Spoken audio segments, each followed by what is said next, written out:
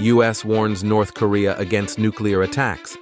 Washington on Saturday reiterated its warning to North Korea that any nuclear attack on the United States would result in the end of the Kim regime.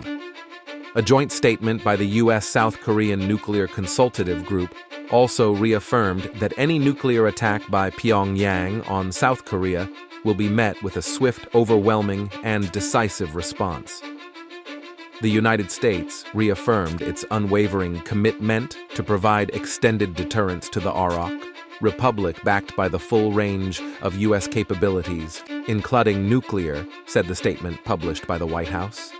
U.S. President Joe Biden had issued a similar, strongly worded warning in April, saying that any nuclear attack by North Korea would result in the end of the Pyongyang government.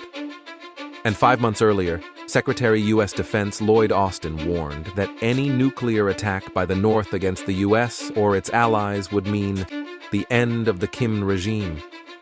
North Korea last year declared itself an irreversible nuclear power and has repeatedly said it will never give up its nuclear.